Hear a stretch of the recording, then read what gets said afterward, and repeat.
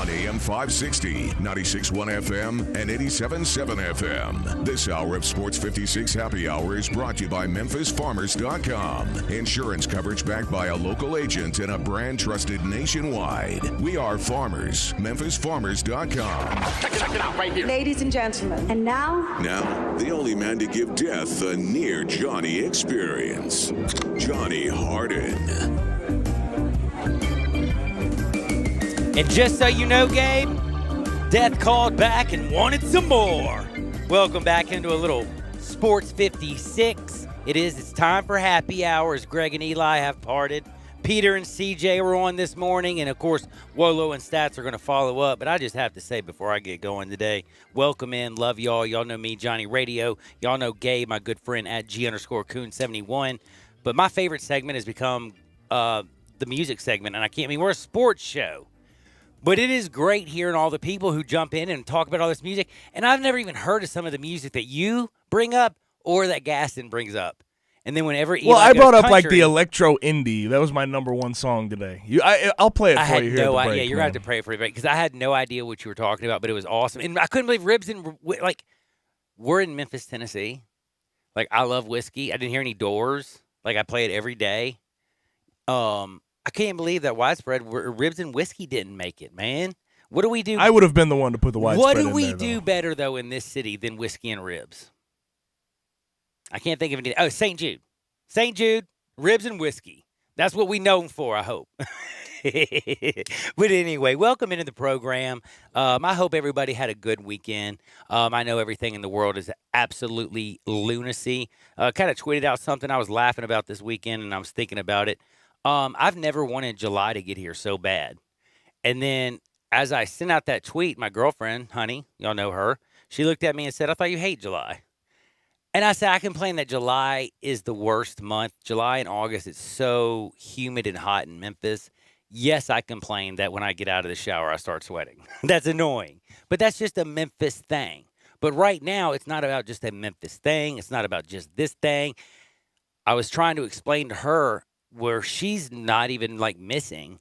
One of the things that's going on that I think a lot of people are missing, and I'm talking about they are in dire need. I am in dire need of sports. I need it so bad. I need my mind to be taken off. I need a little bit of distraction. I think everybody else needs a little bit of distraction. I also think some of these people who usually would have an opportunity to go out there and talk about some of these situations, I think that would be great. Now, yes, of course, every single radio show now is talking about every issue, or every single TV show on ESPN is talking about all these issues. But if there are no sports, it's kind of like I'm saying is, who the hell's paying attention to you? Nobody. So when we get sports back, we actually might have a more, I think, honest conversation, but it will also get back to at least a sense of normalcy, and people won't be at each other's necks. And maybe we'll remember how we should love thy neighbor and just enjoy just so many wonderful things that we have. And again, I hope this summer gets off. I got to say how much I love, and the reason I'm bringing up this right now, the way I am very excited that the NBA has decided what it has. I made a little bit of complaint because I felt like the Grizzlies were being unfair. When you look at it in all honesty, and you pull back the thing, 8 games, you got a 3-game lead, right? So they have to stay within 3 games, because if they're at 4, they're out, right? So you have a chance to maintain, and you're good. And you give people basketball, and you get people back into the groove of things. So I'm not upset about it, but I'm just dying for some sports. And then I have to go and bring up this real quick, and we're going to talk about this in just a second. Major League Baseball continuously has disappointed in a way that I've never seen. They gave a little bit of hope today. And then we're going to talk about in the rundown the hope that they put out there and the BS that they came out there. Yeah, what did I say? Yeah, that's right. Thank you. My brain doesn't work very well, especially on a Monday. I'm trying to get them brain cells powered back up. But we're going to get to the leadoff in just a minute, and we're going to talk a little bit about it. But I want you to think about, seriously, if baseball, this 75%, all this stuff that's going around, if you haven't heard about it, we're going to jump into it. But I've asked everybody out there to please do me a favor. please tell me if you think baseball getting back on the field is as important as I do. Because I truly believe that if baseball doesn't play this summer and if they don't get back on the field, I don't see them coming back and ever being anything more than hockey at its height. And that's something I can't believe I'm saying, and I'm not trying to disrespect you hockey fans either. I'm just saying if baseball turns into hockey, how long, 20 years before it turns into NASCAR? And no offense to NASCAR fans, but let's be real. Like, I can literally say that, and 1,000 people are listening. 1 in 1,000 are agitated. Maybe. But the rest of y'all know the reality. But we got a great show today. I'm fired up to talk to y'all about all kinds of stuff. We had Amanda Nunes defend her title. She's a baller. Do y'all know we have golf in a month, and they're saying that 8,000 fans are going to be there? I almost fell over when I saw that. That means that's really good for Memphis. Hopefully everything works out. NASCAR, I saw something that I'm going to bring up, and I fought myself with this one. Gabe kind of gave me the cojones to do it because I wasn't going to bring up the Iowa stuff because I still don't know how I feel. Still feel like I have a whole lot of research. But there was some stuff from NASCAR that I saw all over the place. And then until I saw a legitimate journalist, Jay Greason, write an article about this, I wouldn't touch it with a 10-foot pole. But now that I have Jay, went out there, put it out there on the Times Free Press, everybody's reading it. We are going to discuss it if you don't know what I'm talking about. NASCAR did something I thought that was amazing. They go out there and they were a shining example of basically the new normal or what we're supposed to be going forward. And let's just be real. Out of all the sports, is it wrong for me? Because I don't know it as well. I'm asking, is the checkered past of NASCAR and the racism within NASCAR about as big as any sport ever? Because that's at least where I'm not, and again, I don't know, I'm asking. But I feel like just from looking, and this was according to Jay, and I'm getting this also from a NASCAR fan. He said, while NASCAR this week goes out there and does all these ceremonies and talks about how they're going to end racism and their checkered past and blah, blah, blah, there were no fans in the stands. And Jay says that he hasn't been to a NASCAR event that wasn't flying like 50 to 100 Confederate flags. Now, my question, 67129, it is a hard one and it sucks. Don't want to talk about this, but it is real. Is Kirk Ferentz telling the truth that he didn't know anything was going on? And is it also true that while NASCAR tried to do this whole checkered past, we are not going to be racist? If they tried to do this with stands, would they have tried to do something in front of 100 Confederate flags? And would that have been a nightmare for television?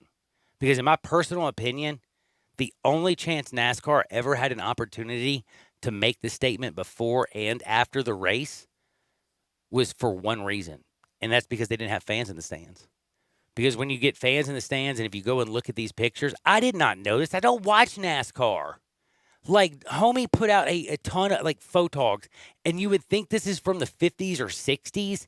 No, this was last year, like the year before that. And again, at every NASCAR, they showed the infield, and they had, what are those big old things where my man was cooking meth in Breaking Bad? What is that called? Trailer? A trailer. Is it a trailer? Or a RV? An RV. Yeah, Thank you. I was trying to think of it. RV, yeah. And was there a movie called RV? There are several that have RV. There's there one that's Jennifer just RV. Aniston. Was it like Tim Allen? Allen There in was a it? funny dude and Jennifer Aniston, and they had like fake Oh, kids. no. That's We're the Millers. We're the Millers. Oh, but weren't they in an RV? Yeah, they were in an RV. Yeah, dude, see? Smuggling drugs in an RV. Yeah. That's funny as hell. I don't even know how I got there. Oh, yeah, because they showed the infield, and you see a bunch of, you think of We Are the Millers, just a nice, normal family. Well, when you think of the Millers, they weren't a normal family, but they were more normal than some of these NASCAR fans, I think. And again, I'm not trying to just put everybody under one thing, but I truly want to ask you, could NASCAR have gotten away with what they did with fans in the stands? 67129 is the text line. I mean this humbly. I mean this as a question because I truly don't know. And I want to know the answer because I had no idea because I don't watch that much NASCAR until I looked at all these pictures. Like Atlanta Motor Speedway. Like, if it hadn't been full, and it's in Atlanta, and he showed these pictures, the Atlanta Motor Speedway, which did a great thing this year, they would have been so full of Confederate flags during the ceremony. How do you think that would have been received in the country when you're seeing all the George Floyd protests, all the stuff that's going on, and then all of a sudden, maybe you flip across NASCAR and you see over 100 Confederate flags? I actually think that could have been a nightmare. Maybe I'm crazy, which we won't even touch that. I'm crazy, but I will tell you something. I thought about it. I'm glad Jay wrote about it because I wouldn't have touched it with a 10-foot pole. And I want to know what my people out there at 67129 think about the situation. Would NASCAR have even attempted to do this with fans in the stands? And now, I want y'all to know it is so time because Terry Davis is at 2. Me and Gabe got a million things to get to, and we love you. Hit us up 901-360-8255 or check in at the text line 67129. But let's do the leadoff.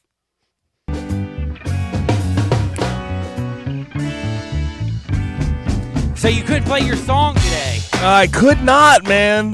Not safe for work. Neither am I. I had gin and juice. I've never heard this. So the problem is the hook of the song, the Cherub song, the Doses and Mimosas. The hook. The whole hook of it. And they didn't even have a single. I went online to check if they had like a clean version. Wasn't a single clean version. The whole hook is just, yeah. Kind of. I can't really play that.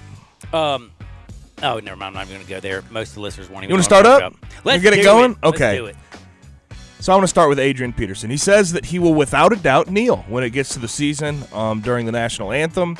Obviously, we remember how it went last time. I think some people think it's different. Roger Goodell has spoken up. A lot of GMs have spoken up. A lot of coaches have spoken up in the NFL. But how do you think it will be received this time around? All right. This is one of the most difficult things ever. I'm glad I have a good producer in Gabe Kuhn. I'm blessed. Last Friday, I was talking with his brother Alex. Me and Alex were having a hardcore discussion about the Drew Brees situation. I went around. I even had somebody send me a thing where it was like on First Take. Dude was arguing my point. I went back and looked at it. There is a transcript. Why would you send out a transcript and print it out and not put Kaepernick's name in there? Unless you were trying to do something. So that's, again, where an issue is. And I think it was Jason McIntyre on our own airwaves completely doing the same thing that I did. The point of what I was trying to say, though, is I kind of took back because of listening to him. And even though there's a mistake in the question, the way it was perceived, everything, you go back and you just listen and you don't care what Drew Brees says. I understand where he's coming from. And I thought about this, and I want to ask you this, Gabe. The reason I'm so Drew Brees is the last person you have to worry about, shouldn't be leading the news because they're a real racist. And I agreed with that sentiment, no doubt. Hardcore people who literally, for some reason, which is just so sickening, do not like a little kid just because he doesn't look like them. Or another, and by the way, if you go all over the world, it is not just black and white. It's Shia and Sunnis. It is, the Aborigines in Australia not liking I can't even say the word. I was talking to this Australian dude. He made me laugh so hard I couldn't talk to him. But this stuff is all over the world. And the situation is, if we don't just start seeing everybody as people, it's never going to get better. But if we focus on people like Drew Brees who love something and actually have a belief, their mind is already at least open enough to listen. And then we saw him in the stuff that he sent to Donald Trump. What I'm saying is, it's the people who want to say there is nothing wrong. It's the people who say racism doesn't exist. What are you talking about? Those are the ones that I want to have the conversation with. It's not the ones that say, hey, I love the flag. I love America. Because I love America. I love the flag, and I will still always stand up and respect it. But that doesn't make me a racist. It just makes me want to live up to the ideals of what Thomas Jefferson and what Benjamin Franklin and what George Washington and the millions of people fought for. And it's a difficult thing to talk about. It's hard. But I will tell you one thing. You have a conversation with somebody like Drew Brees, look how fast he got it. Adrian Peterson, when he goes and puts his knee on the ground, after what Roger Goodell has said and with what's going on in this country, it will not be looked at like Colin Kaepernick. I can guarantee you that. And it'll be way more than Adrian Peterson. I can tell you that right now. Oh, it's going to be a lot. It will be a lot of people with their knee in the ground. It will be so many, it's not even funny. It's going to be It's something that if you're uncomfortable with, you might I'm just going to forewarning, you're going to have to probably get used to it. It's going to be a common occurrence, and it will be for some time. And there was a beautiful thing, and now I'm going to be so mad at myself. God, I always screw things up. I had it ready. I didn't expect to talk about this that quick. But basically, are we really, like the Iowa situation, the kneeling, have we forgot that what this country was founded on? Do people not study history? Do you not know the history of this country and that we are trying to move forward and be better? Like the ideals of America is to get better every year, to give a better world to your children. And if we can take away racism and sexism and all these things, how is that not giving a better world to your child? So I don't care that Adrian Peterson kneels. In fact, I have to honestly say, as Thomas Jefferson said, it is your duty when the government opposes the will of the people. It is your duty, not just like, hey, you need to do this. It's your duty as an American to stand up and say no. And if the government doesn't willfully and thankfully say, I hear you, then you know what you're supposed to do, Thomas Jefferson said? Arm up. And he didn't say it like that. He said, but grab your, what do they ever call that little gun? They had like muskets back then. Yeah, grab your musket is what he But put. either way. Yeah, good job. How'd you know? I was like, what the hell? I would have never come up with musket. Like, I just don't think of a gun called as a musket. Yeah, we've come a long way in weaponry since then. Now, I want to get to some serious sports stuff here. NBA for the 2021 season is supposed to start. It's supposed to start November 10th. That's only a month layoff of what they're proposing. Game 7 of the finals. Game 7 of the finals is supposed to be on October 12th. So that's only a month. Is that a realistic expectation? Ooh, you're going to punch me in the nose. I thought I'd text you this. But you know what I do? I do this with Honey. I read minds, and I think y'all can read mine. I told y'all I wanted them to go to December on Friday, I believe. That's insanity. A month layoff? That is pure insanity. Now, Atlanta's coach, he's ready to play right now. He's got a young team. He's got a little Trey. He's going to complain. He'll be ready to play in November. But I'm going to tell you one thing. If somehow baseball, which we're going to talk about next, if they can get their stuff together, I don't know. I think December, I think Christmas Day, I truly believe 2020 will be the first, and it'll be the start of Christmas Day being the original day one of the NBA. Still an 82-game season. It's 82-game season. Understood. March Madness will happen. You will get over March Madness. Finish. Then you'll actually enjoy the end of the regular season. And by the way, baseball is on in the summer and stuff. So, it's going to run into July. So what? It's played indoors. They got air conditioning. I think people are finally seeing that COVID-19 will change a lot of what we know as normal in sports. We had to have this season. We try to squeeze it in at the very end. It's going to affect start times for seasons to come. It's going to affect when the draft happens. It's going to affect when Summer League happens, right? So, there's a lot of things that we did not take into account before all this happened, and I think it's interesting to think about the fact that the NBA still wants to start on time, but I just don't know how realistic that's going to be, especially when you have a CBA agreement probably coming up here in the future. Now, last question here, the MLB. And I know I waited last for this because I know you probably have a lot to say on it. Today, the owners, the MLB, have a 75% prorated salary on a 76-game season. They put that out there in a proposal. There's no playoff pool money. There's no draft pick compensation for signing player.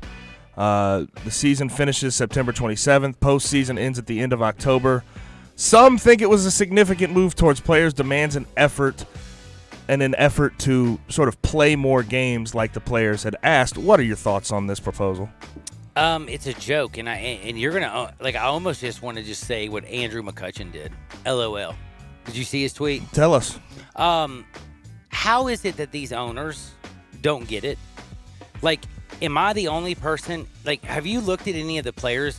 Like, Bryce Harper has gone on a okay, Bryce Harper's not saying as much because I think he was a little upset that he took so much heat. But have you just seen some of the stuff that Bryce Harper has said about this? Like, he's like, we gave up all of this. We agreed to everything you said, and then you try to make us look bad. And by the way, I can't put this out there, but did you see where Bryce Harper tweeted out like a man's mooning somebody? Like the owners are like basically trying to make us look like, you know what I'm saying? And he doesn't want to look like a jack, you know what? And again, this is where I have to say public relations. This is one of those things why freedom is important.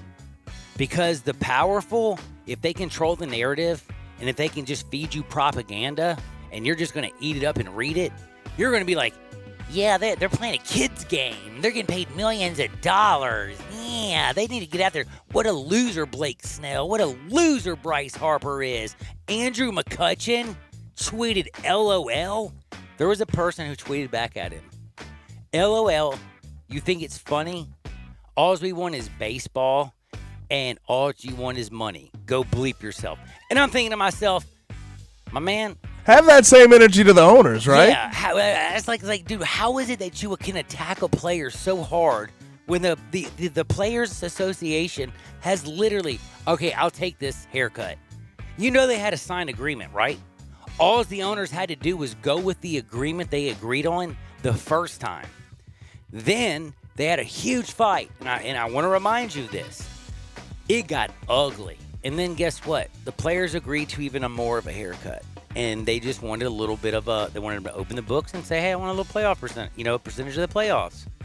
Owners are like, okay. The players play it. What's his name? Damn, it's going to drive me crazy. The head of the National Baseball Players Association. He comes out and makes a statement on MLB Network. He's talking with Kenny. He's talking with Ross and them, and he's like, I really feel baseball is going to be here. Like, we're getting around this. And then the very next day, the owner sent him another proposal. And it's like, wait a second. Did the head of the National Players Association just not go on the MLB Network and say to people, don't worry, we have signed the agreement, baseball will be played, and then the very next day, the thing that the owners sent to them, they're like, nah, we changed our minds. Like, that is about as low class as I've ever seen in my life. But does anybody go with them?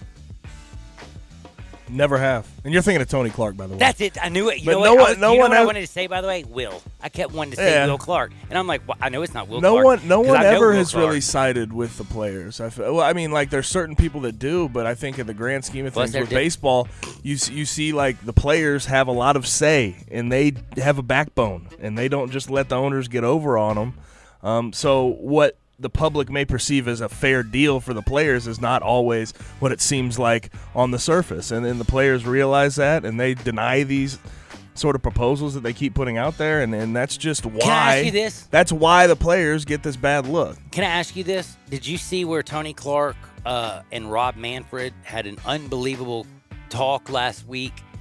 Not many people put it out there. They have a nice discussion. They talked about, I kind of mentioned it, and I was throwing it out there just because I heard it, July 4th, and about how, because those two talked about, it's Independence Day. It's the 4th of July. It is so important that we have baseball on TV. Guess what? Both guys unequivocally agree. The negotiations, and I pulled this up, Ken Rosenthal asked for The Athletic, how did negotiations go? One thing I can tell you, we all agree. We are going to make sure we have that July 4th start. That seems like the perfect scenario for the players, for baseball, and for America. The point that we have to get across to everybody is that has to be the starting point. Tara Sullivan, Boston Globe. Sports will always come back, and especially, I believe, baseball within the next month or two. As baseball is in danger of being left behind, they're not stupid enough to cut off everything. I think she almost said what I said, cut your nose off to spite your face. Then there's Sean McAdams from the Boston Sports Journal. These negotiations have been brutal to watch from the outside. From a lawyer's perspective, I bet it's mind-numbing. What rabbit hole did these people fall down? I mean, it's, again, and then the other thing is just the only people on Twitter or only people like, and I hate to say this, some of the journalists that I don't know if they got their money from my man in Boston or they're getting paid by somebody, but why would you come out there and even write something like the owners are giving an opportunity for baseball, but the players won't take it? What? I will continue to say this. I said this last week. Until Rob Manfred gets both sides of the story. He has no cojones. And until he decides that he's going to get a player's perspective on things, you're going to continue to see this unrest in Major League Baseball. And it's a shame, but it starts with leadership. It starts from the top. And we have to go to a break, but I also want to remind you before we go to break, listen, what did Major League Baseball also try to do to its own players' association? First time in history, they tried to set up the larger amount against the better players who make the most amount, and they tried to tell them, our Major League career is only 3 seasons in average. We need to get our money now, and you rich folks are robbing from us. You literally had people doing that. But I want to ask you again, though. Did you see David Price? Do you see all these guys going out there and helping out these minor leagues? Tell me when that owner goes out there and throws out his dollar to help somebody who actually has kids and cares that they only make like $20,000 a year while they're chasing their dream. But anyway, baseball, I love you. And I will tell you, this will be the last year. You do not give America and the people what they need, I promise you I'll never come back. Hit me up at 67129. Tell me how you feel about baseball. Tell me how you feel about Kurt Ferentz. Tell me what you think about Adrian Peterson and the knee. Tell me all the stuff that you feel. 67129. But whatever you do, don't touch that dial. It's Sports 56, 96.1, 87.7 FM. Broadcasting from the Family Leisure Studio, we are Sports 56, 96.1, and 87.7. I Buy Houses, 901-406-1101. That's 901-406-1101. I Buy Houses. I Buy Houses will buy a house in any area, in any condition, and yes, it's guaranteed to close in 5 days. If you need to sell your home quickly, call 901-406-1101. If you've been through a divorce, if you lost your job, if you're tired of renters, I Buy Houses can get you your money quickly. I Buy Houses will buy your home in Shelby County, DeSoto County, Memphis, Bartlett, South Haven, Horn Lake, Olive Branch, anywhere and everywhere in between in any condition. And yes, they're open 24 hours a day, 7 days a week. I Buy Houses, 901-406-1101. That's 901-406-1101. Grab that pen, 901-406-1101. I Buy Houses. Got something you want to get off your chest? You better have a backup plan. Want to join the conversation? Someone needs to tell him he has to grow up. Join us on the First Bank phone lines at 360-8255 or the First Bank text line at 67129. DeSoto Auto Sales specializes in late model cars with low mileage. They have the highest standards in the car industry. All of their cars are test-driven, checked out from head to toe, unlimited inventory, every make and model. And if it's not on the lot, they'll find it for you. Walk in the door of DeSoto Auto Sales, 5704 Goodman Road. Within 45 minutes, you can test your car, get credit approval, and finish paperwork within an hour. No shortcuts at DeSoto Auto Sales. Kind, courteous employees, a down-home environment. DeSoto Auto Sales cares about your time. Lowest prices in a 350-mile radius. We're living in a world today where time does matter. Visit them online. Check out their referrals. DeSotoAutosales.com. Very proud to serve DeSoto County and other surrounding areas. DeSoto Auto Sales, 5704 Goodman Road. Call 662-890-7184. 662-890-7184. Come on down to DeSoto Auto Sales.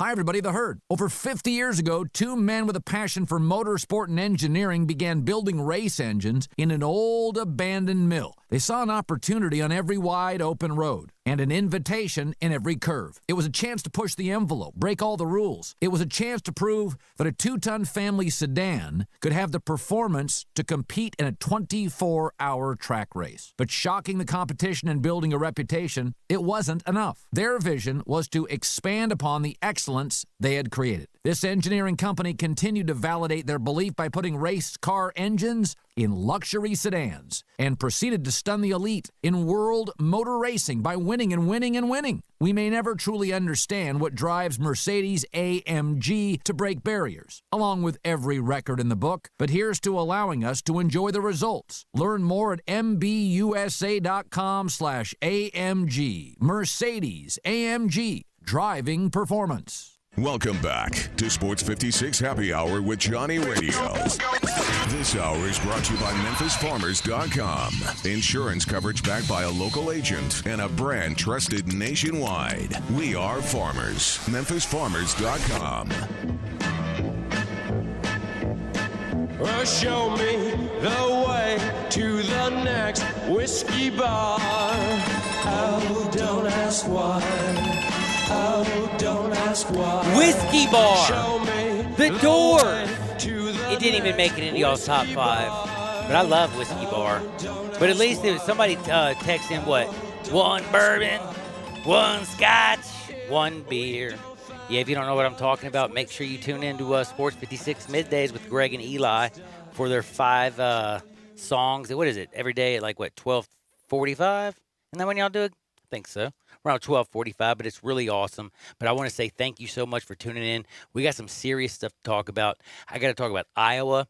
I got to talk about what happened to Oklahoma State.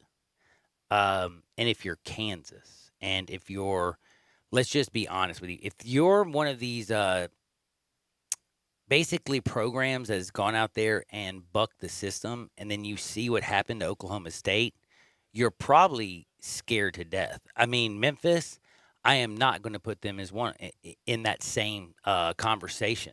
But look what Oklahoma State did.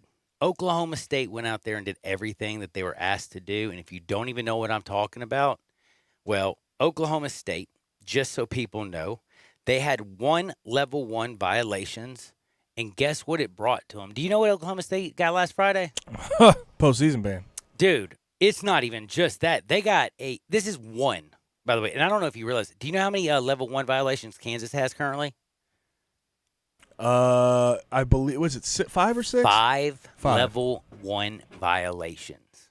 If you have 5 level 1 violations. Speaking of Kansas, did you see they had to settle with their old football coach, David Beatty, this weekend? Dude, how much did he get? He ended up getting $2.55 million. What he would have gotten. They didn't even No, so it was $3 million originally. Okay, they saved and they did the whole suit saying, okay, or They he did a spent that suit on against lawyers. him. He did a suit against them because they said, or he said that they started an investigation just so they didn't have to pay him his buyout. But mind you, he went 6-42. So he ended up getting awarded $2.55 million this week. Congratulations. 6-42. It shows how well you get paid for being a coach. That is amazing. That does show. But everybody out there, I want y'all who is listening to think about what Gabe just said. I want you to think about the NCAA as an organization. I want you to think about the hammer it just dropped on Oklahoma State. And then I want you to think about if you're Kansas with 5 level 1 violations.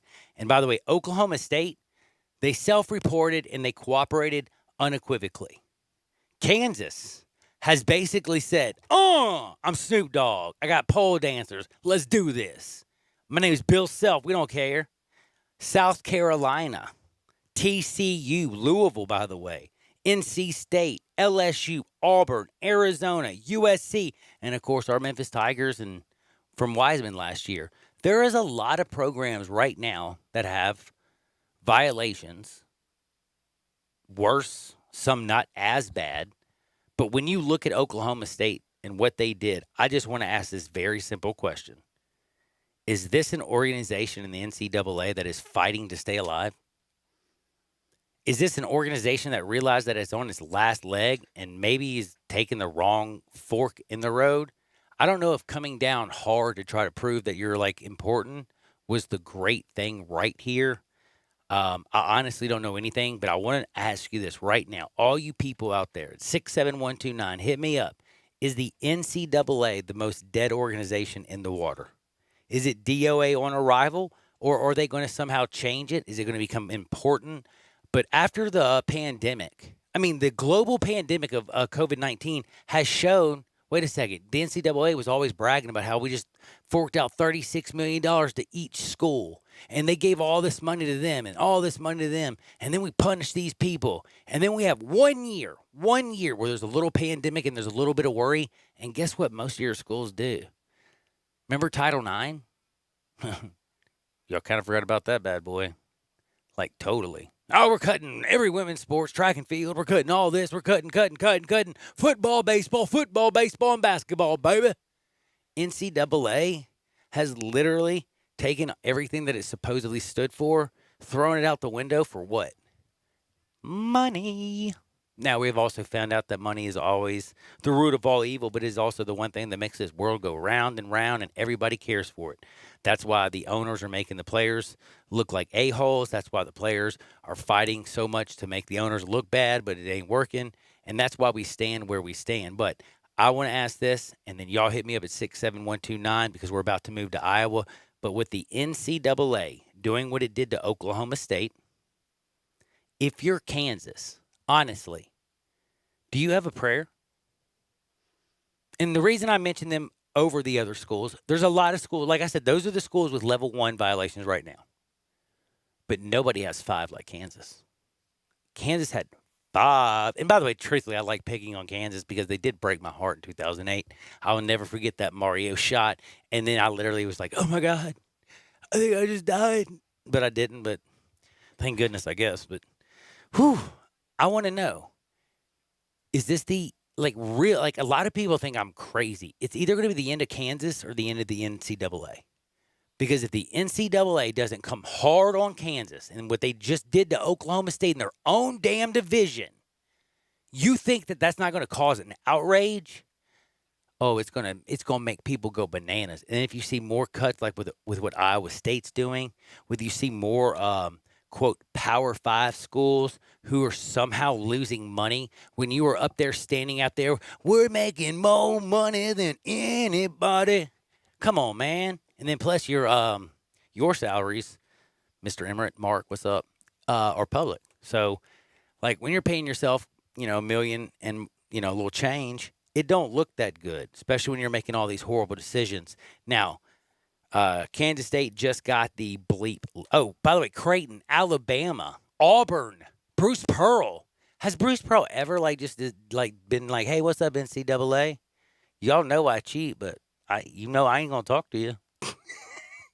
I'm just saying, I know he turned people in earlier, so he used to be like a bad person. Now he's just gone the other way. But I just want to ask you this, last but not least. Did Chuck Persons, the Auburn assistant coach, was he not arrested for doing less than what my man did? And what about Tony Bland over at USC? So my question is, if the NCAA follows the precedent that it just set, and it knows if it's going to follow that, then Auburn, Arizona, USC, Kansas. Can I ask this? Death penalty, homie. Can I ask this? Can the NCAA claim that the IARP made this decision on Kansas if it does not go well? Right? That's where I'm sitting and I'm looking, because this is supposedly an independent organization. Can they claim that this is not what the decision would have been if they had ruled on it? It's a weird situation. You have two cases referred to the IARP at this point, and none have been ruled on. Yet Oklahoma State is in the slammer for now. The disparities, and it's been like that for a while. They decide it's selective punishment. It is right? It's selective punishment, and that's one thing that they've always been yelled at for and criticized for. And I am very curious. This is a great point you make. How Kansas comes out on the other side of this. I don't think they come out. And I'm being serious, and I know people are out there going, Harden, where are you coming from? Well, let me tell you where I'm coming from. It's called I read. And I looked and I saw, and when I see the NCAA lay these violations on Oklahoma State, and again, I don't know, I think Gabe told you them. I don't think I told you the entirety of it.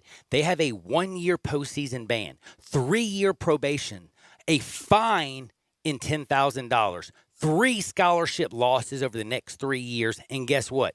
Several penalties that will restrict or reduce their opportunity to bring recruits on campus, or your opportunity or even assistants that work for you now or in the future to go out there and talk to recruits. Plus, Evans accepted $22,000 from 2 financial advisors after agreeing to push student athletes over to the to Kansas and to Oklahoma State. I want you to think about what we're talking about, okay? $22,000. This is where the level 1 violation that really, really brought the hammer. And this is why I asked this question, because as an educated logician, a person that can think of cause, effect, fair, unfair, Oklahoma State, look at them. I just read to you they dropped the hammer. 1 level 1 violation. And guess what? Self-reported. And guess what else? Even the NCAA said that they were 100%. They worked with them. They didn't hide anything. They weren't.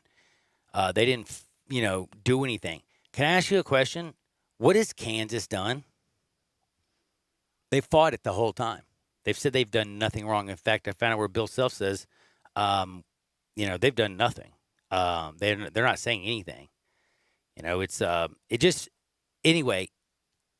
If you're a Kansas fan and you're not like hanging yourself out the window or putting your head in the oven, you ain't paying attention to the news. Maybe even Louisville fans and a lot of fans out there need to be freaking out. But I will tell you one thing, at least for me, it sucks with Oklahoma State. But I will say this with what's going on with Memphis. And if you look at the situation, I don't see like $22,000 going to a kid to push him in that year. Look, if you want to talk about $11,000 that happened to a kid when he was like 11 years old, when he wasn't the coach of the school, all these violations that we're talking about took part by assistant coaches who were on these staffs. And again, Chuck Persons had to go to prison. My man, why didn't he have to go to prison? Did the exact same thing. It's just, again, this selective. What do you think was going? Do you understand what's wrong with America right now? Do you understand why people are protesting? They don't think justice is for all or fair. And if you look at college sports, talk about unfair. Damn. Now, Gabe Kuhn is somebody who literally just got off there. Like, literally just got off the field. Basically took your shell off. It wasn't long enough you were playing. If you saw this today, how would you feel as a student athlete, like right this moment, if you were on campus at the University of Memphis, you're talking with your boys, you're thinking about the next season, how would you feel if you saw the NCAA? Would you look at them as an organization that you could trust, or would you think of them even worse than anybody? Time out. You asked this question as if you assume I ever trusted Good what point. the NCAA was ruling Very good upon. point. As a college athlete, I don't know a lot of college athletes that really appreciate the work of the NCAA as a whole. I think a lot of the time they think they're restricting what the student athlete can do, and I don't think this would be any different. It would just sort of add fuel to the fire of what these guys already think of what that governing body does for them. So it would just add fuel to the fire of not liking them. I just want to just bring this before I get to the Iowa, because I didn't even get to it, so we're going to get to it in the next segment. And I'm going to say this one more thing, and then we're going to take a quick break. Then we're going to come back. We're going to talk about the NCAA, and then we're going to talk about Iowa and the future. But I want to again read this to you, because Gabe, I agree with you. People my age felt the same way, and I think people years before me felt the same way. I think it's been this for a long time, but I want to remind you. The mission statement of the NCAA, and anybody who's ever got letterhead from them, they've read that. You know what I'm talking about. You get that, no.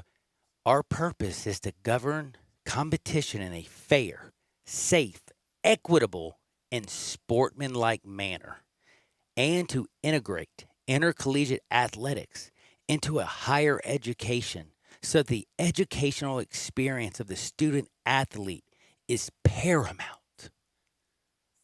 Doesn't that sound good? Sounds great. Does that sound like some BS, though? Sure does. Do actions actually talk, and doesn't BS walk? Like, Yep. I don't understand that, man. It's either do it by your actions or shut the bleep up and don't put on the top of your dadgum thing when you go to the NCAA about your mission statement, doing all these wonderful things, being fair, safe, and equitable. In the very first sentence, fair, safe, equitable, and sportsmanlike manner.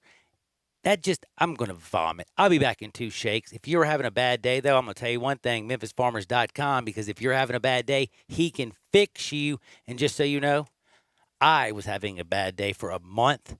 Thank God I had Daniel Gatlin, or I might have never been here because I probably would have ended up like going crazy, and I'd been in a padded room in a straitjacket. I had a car that was wrecked. My house was flooded. I was freaking out. I ain't going to lie to you. I cried. I was like, oh, my God, I just can't take it. Why can't I have a good day? Staying in a hotel during COVID-19, by the way, you know how hard that is? Nothing's open. It was a pain, but you know what? When I got that farmer's check for, they put me up and then they paid me for all my pain and suffering. The pain and suffering kind of went away this Friday. I feel a little bit better. So I'm going to remind you, go to MemphisFarmers.com for when you have that problem, and it's auto, home, life, business, anything that you can think of, rental insurance, landlord insurance, all kinds of insurance. Go to MemphisFarmers.com or call my buddy 901-235-1176. And again, with all these people who are unemployed, don't forget life insurance. Make sure you got your family. They're able to get, have a firm footing when they lose somebody that they love. And plus, I hope that just doesn't happen. But if you always, like life's a bee, if you know what I mean. Make sure you see Daniel Gatlin, his friends call him Chad, MemphisFarmers.com. We'll be right back. Sports 56, 96.1. Iowa State's Kurt Ferentz is coming up next on 87.7 FM. Spend your lunch with Greg Gaston and Eli Savoy on Sports 56 middays, delivered by FedEx. Weekdays from 10 to 1 on Sports 56, 96.1, and 87.7. Hey folks, I'm Jarrett Carter. My family recently purchased East Memphis Ace Hardware at Quince and White Station, and we're excited to offer the best selection of Big Green Egg and Traeger grills. And then don't forget about our Benjamin Moore Paint Studio and the Garden Center for flowers. Save 60% with our new Duracell key fob replacement program. We have a master locksmith service as well as glass cutting and screen repair. The East Memphis Ace Hardware, located at Quince and White Station behind Three Little Pigs. Great news, sports fans! The Butcher Shop Steakhouse is now open for dine-in service. Make a reservation and enjoy a mouth-watering steak dinner. Or, if you prefer, take it curbside. In addition to their fantastic steaks, the Butcher Shop Steakhouse has a variety of entrees, including Canadian lobster tail, crab-stuffed shrimp, pan-seared red snapper, and fresh ground steak burger with portobello mushroom sauce. Planning to cook out? The Butcher Shop Steakhouse offers a great selection of hand-cut fresh steaks, lamb chops, Atlantic salmon, and more. Father's Day is coming soon, so make your reservation for dine-in or pre-order for curbside pickup. The Butcher Shop Steakhouse, dine-in, curbside, and delivery.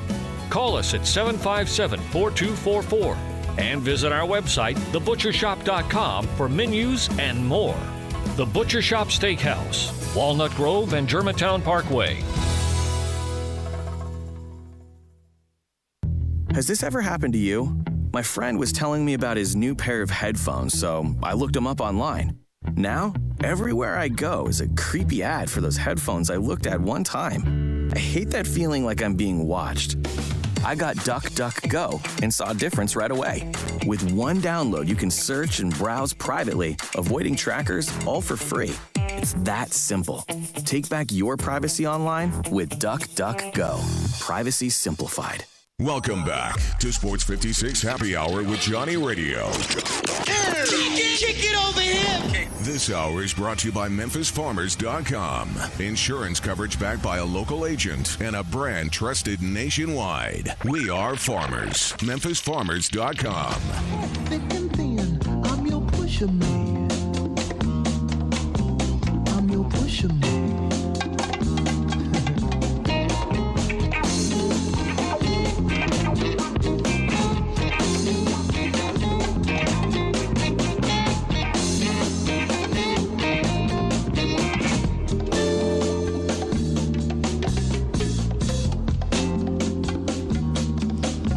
Yo, welcome back into Little Sports 56 Happy Hour with your very good friend Johnny Radio and Gabe Kuhn. We got a lot to discuss coming up. We got Terry Davis. We'll talk a little Musa Cisse. We'll talk some Memphis basketball. We got Hardenwood because it feels so good.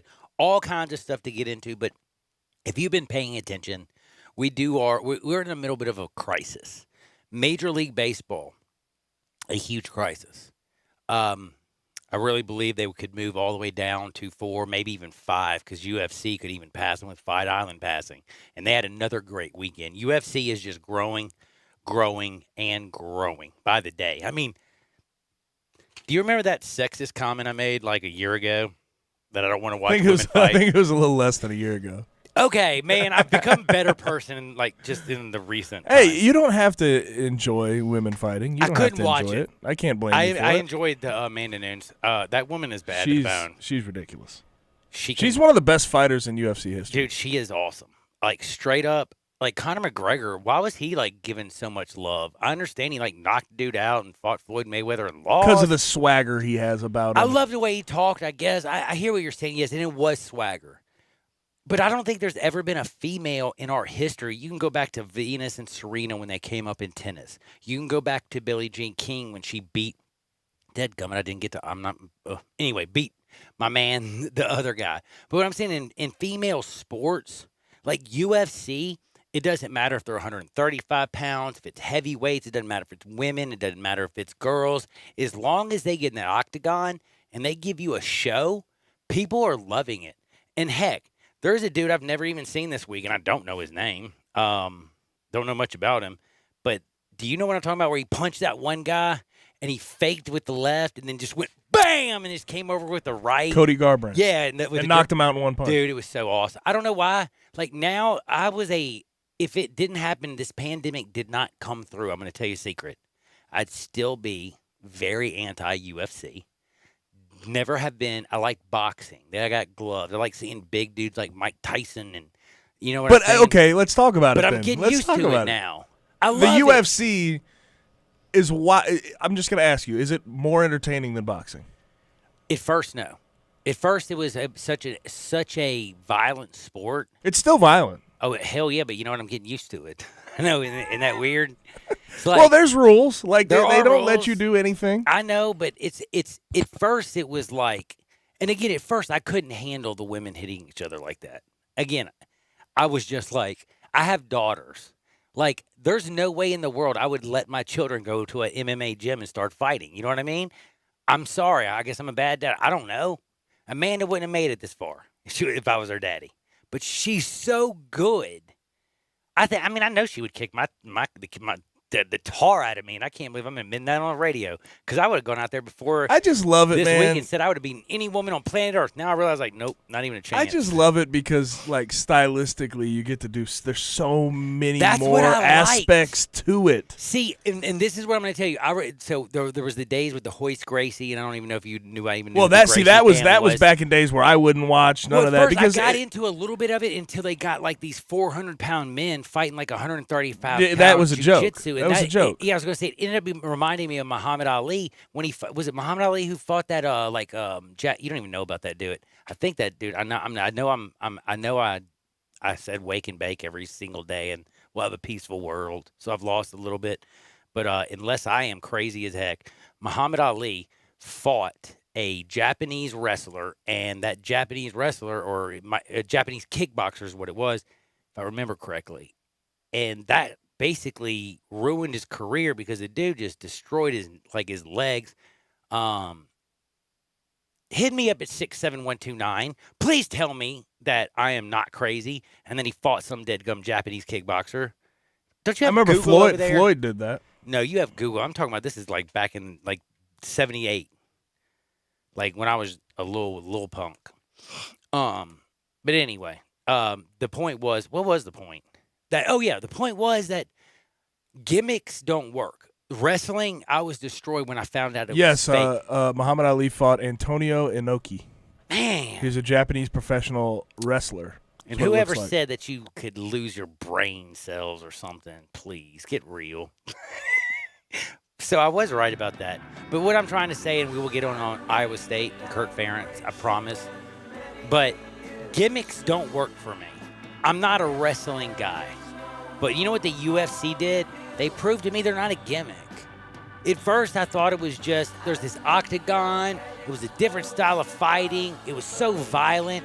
Let's just bring in a new crowd of person. Well, now during the pandemic, guess what? I got nothing else to do. I've been watching, like literally watching a lot of UFC. And I never would imagine watching Amanda Nunes and enjoying it.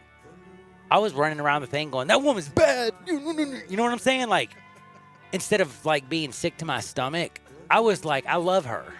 And it made me think of even that Cerveza, like what beer does she drink? That commercial? Oh, gosh. See, now you're not Modelo. It's not Modelo. Modelo. Is No, it I Modelo? think it is Modelo. Okay. Yeah. But she's like in that commercial and, and now I'm like, I guess I get it. And it's like Conor McGregor retired this weekend. Did he? Yeah. It's the third time since he's 2016, retired. Yeah. buddy. The dude's like younger than both of us and he's retired for the third time. But this time I think it's for real. And you know why? Because you know what Conor McGregor realized? He'll never beat Nurmagomedov. That young guy that's coming up would kick the teeth out of him. He's going to take his money. He's got that Floyd Mayweather fight that he took him to 10 rounds or whatever. And you know what he's going to go do? He's going to go drink a lot of whiskey in Ireland, a lot of Guinness, and spend that money until the end. And he will always be the wild man, Conor McGregor. But I do believe going forward, UFC doesn't need people like Conor McGregor. The UFC, because of the pandemic, has turned itself into what I think is the fifth. And without MLB, it'll be right underneath hockey. And if people don't watch out, it's going to keep climbing that ladder. UFC ain't no joke. Coming up next, Terry Davis, Memphis Tigers, Sports 56, 96.1, 87.7 FM. I Buy Houses, 901-406-1101. That's 901-406-1101. I Buy Houses. I Buy Houses will buy a house in any area, in any condition, and yes, it's guaranteed to close in 5 days. If you need to sell your home quickly, call 901-406-1101. If you've been through a divorce, if you lost your job, if you're tired of renters, I Buy Houses can get you your money quickly. I Buy Houses will buy your home in Shelby County, DeSoto County, Memphis, Bartlett, South Haven, Horn Lake, Olive Branch, anywhere and everywhere in between in any condition. And yes, they're open 24 hours a day, 7 days a week. I Buy Houses, 901-406-1101. That's 901-406-1101. Grab that pen, 901-406-1101. I Buy Houses. At First Bank Mortgage, their core purpose is to help you get to a better place. That better place may be a lower monthly payment, that vacation you thought was impossible, or getting into a home with a fenced backyard where your kids can play. To get into your better place, First Bank Mortgage makes decisions right here at home. Dedicated to helping you get to your better place, First Bank Mortgage. Call Daniel Mooney at 901-462-0145 today. NMLS 741022. Equal housing lender. Hi, I'm Troy Fiveash, owner of Fiveash Roofing. Do you have any idea why I never speak the way I am right now? It's because if you're honest, sincere, and knowledgeable, you do not need fast-talking, high-energy, gimmick-promising advertising to get a customer's attention. Speaking of that, how do you think companies can offer huge rebates and giveaways when you use their services or buy their products? By overcharging you in the first place, that's how. Fiveash Roofing doesn't operate that way. It's misleading and dishonest. When I provide a customer with the best products and the best service possible and do it at a fair price, why would I need gimmicks to sell it? Best products, best warranties, and best service possible. That's all we offer. Well, that and financing. Fiveash Roofing, proud partner of the Memphis Tigers and the official roofer of the Memphis Tigers home team. Fiveash Roofing, fair, honest, and ethical. 367-0050 or memphisroofer.com. 367-0050 or memphisroofer.com. Fiveash Roofing, it's what we do. We're here for you. Geico has the insurance industry-leading app that lets you manage your policy anytime, anywhere, which means that Geico is always there for you, if only everyone was always there for you. Like animal control, when you're cornered in your garage by an angry possum. Hi, me again. You guys said you would be here about an hour ago, and I think the possum is starting to get angry. Listen, I thought if I fed it, it would go away, but now it is ripping holes in the drywall and making some sort of nest. Just call me back. Geico, always there for you with savings and the industry-leading mobile app. Got something you want to get off your chest? You better have a backup plan. Want to join the conversation? Someone needs to tell him he has to grow up. Join us on the First Bank phone lines at 360-8255 or the First Bank text line at 67129. Chad Gatlin is your Mid-South Farmers agent, and he's easy to find. Just go to memphisfarmers.com to get a fast quote or call his office at 901-237-1176. And during this wild time we're all facing, know Chad has you covered. Whether you need to file a claim, get a quote, or just talk about what he can do to give you the absolute best coverage at the best price. Chad is a Memphis man and knows the area and that everyone is different, and he will work to make sure you have everything you need and nothing you don't. Get a fast quote at memphisfarmers.com or call 901-235-1176. We are Sports 56 WHBQ Memphis, WIVG-FM Tunica Memphis, and WPG-FLP Memphis, Flynn Broadcasting Stations. Welcome to Sports 56 Happy Hour with Johnny Radio. If you like pina coladas. On AM 560, 96.1 FM, and 87.7 FM. This hour of Sports 56 Happy Hour is brought to you by MemphisFarmers.com. Insurance coverage backed by a local agent and a brand trusted nationwide. We are farmers. MemphisFarmers.com. Check it out right here. Ladies and gentlemen, and now, the only man to give death a near Johnny experience, Johnny Harden.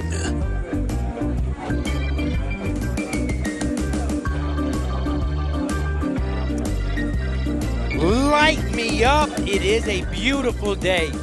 Well, because we're alive. And, it's beautiful somewhere, right? And it doesn't rain and a little bit of a dark. Wait. Is it raining outside or is it just dark over there, Gabe? Can you tell? It's just dark right now. Looks like it might come in. Uh-oh. So we might get a little wet out there, people. But thanks for tuning in to Sports 56 Happy Hour. You know me, Johnny Radio. You know Gabe Kuhn. And you know it's 2 o'clock. And today, I've been telling you, we're going to talk with TD, Terry Davis. And we're going to talk a little bit of Tigers. We got all kinds of crazy stuff to talk about. We got a little Moussa Cisse stuff to talk about. The world is completely gone crazy. There's some fascinating things that are just completely going around. And there's just something like a texter hit me back. And I kind of talked about this with Gabe. And he just hit me up. And a guy texted me. He says, what did they do in Atlanta at NASCAR? Was anybody watching? It makes sense. Maybe I should have thought about that. But I will tell you, if you do look it up, I don't think there's any way they could have done that with fans in the stands. But it is time to talk Tigers. And I don't get to talk Tigers unless I have my man Terry Davis. Hey, TD, how's life? Man, life is great, man. How's life on your end? Man, I'm hanging in there, getting through it, just doing and just one step at a time, man. Hopefully I'll get my car back in a couple of days, and maybe these they'll fix my house too since it flooded. But other than that, don't have COVID-19, and I don't think I'm dying. And that's always a good thing, isn't it? Yeah, that's beautiful, baby. So we doing good, man. But I got to ask you something, man. I thought this weekend we might get a little bit of good news or bad news. I didn't care as long as we got some news because I'm kind of getting annoyed. And I know that if I was him, and I'm being very selfish when I say this, with all that's going on in the country, and if I want to bring attention to myself, I probably wouldn't have come out this weekend either. You know what I'm saying? Yes, I totally agree with you. And like I said, the timing was just wrong, especially in the midst of the protest. Yep. In the midst of everything that's going on. And this week probably will be a better week for them because it seemed like some of this rain would calm down some of the protests. And, COVID-19 will still be COVID-19, but I think pretty much people have set into what it is with COVID-19. But with everything going on with the police violence, I think he made a good decision by waiting this week. I think he made a great decision. And the other thing is we've gotten, some other good news where, golf says they're going to have like 8,000 fans coming up here. So, the COVID-19 it's relevant. We know about it. We've been dealing with it for months. We're getting more used to it. The George Floyd stuff has been very powerful, very moving. And it's been, I don't know how to, it's been, you can't take your eyes off. You can't stop. You have to either participate. You have to watch it. You're talking about it. You're emotionally in it. And I hate to say this, but a kid from Lausanne won a state championship who's worried about his college while Tiger fans on a normal Monday, that might be the only thing they care about. Or after a weekend, they've been waiting for that all day. But these are different times. And now I have to bring you into the harder questions.